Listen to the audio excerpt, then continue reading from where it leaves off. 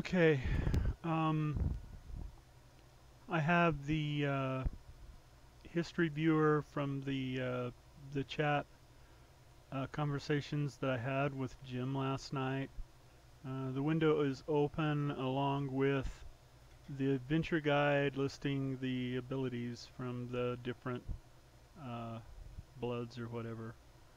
Uh, so Jim was upset that people were not uh, targeting the bloods as much as they were the berserker, from what I can understand. Bloods hit the boss, and if they hit the boss, they do 94,500 shadow damage to the entire raid. That means it's a total damage, okay? Which is healable. We can heal through that.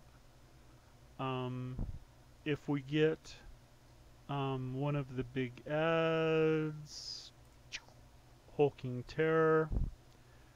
The Hulking Terror does a lot of damage to the tank. He puts Fell Corruption uh, on anyone in a 90-degree cone in front of him. Uh, he does damage, inflicting Fell Corruption with his regular attack. His Howl, if not interrupted, inflicts 25 to 28k damage to all enemies on impact, and an additional 29 to 30k every second for 10 seconds. So, in my book, the Rending Howl, it's more important to make sure that gets interrupted, and that the terror goes down as soon as possible. 2 terrors up is pretty much a wipe. That in relation to one cast, one time of 94,000 spread between how many people were in the raid? 15? Let me work out the numbers real quick. So 94,590 divided by 15 equals that's 6,300 damage per person, which is ridiculously low. So I'm sorry, Jim, but I'm not going to worry about the bloods hitting the boss. We need to worry about the salivating bloodthirsters getting to the pool and turning into the berserkers, and the actual berserkers themselves. The only reason why you would get a fell blood globule is if somebody lays Heartseeker in melee with somebody who has fell blood, who has the corruption, which shouldn't happen if people are running to the right place to drop the bloods. In fact, I've never seen it happen. I have personally never seen a green fell blood globule. So I think it's safe to say that, you know, if people are doing the mechanics halfway right, we'll never see them. I was trying to take care of other things in the raid, and I was trying to make short responses to what Jim was saying so that I could conduct the raid, and I guess it was what it was. So that being said, I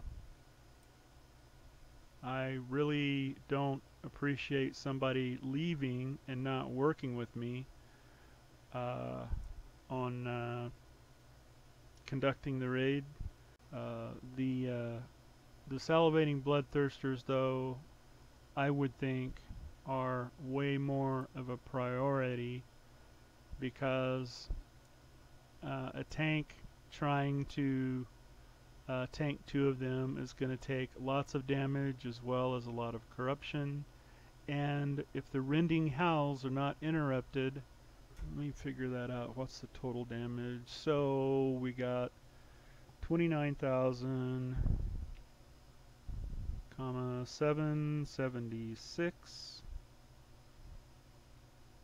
times 10.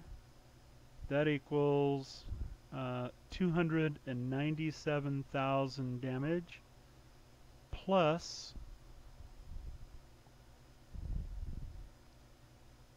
25 to 28. Okay, let's call it 28. So 28,000 times 15 equals, that's 420,000 plus the 290,000 equals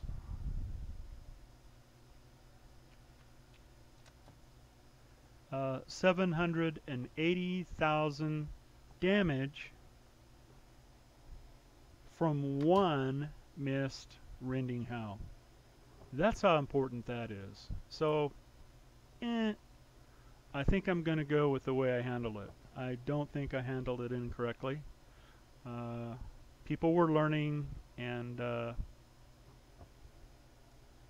everyone in the raid, we talked about it after the raid, everyone was good with the way we were handling it. So that's where it is. Thanks.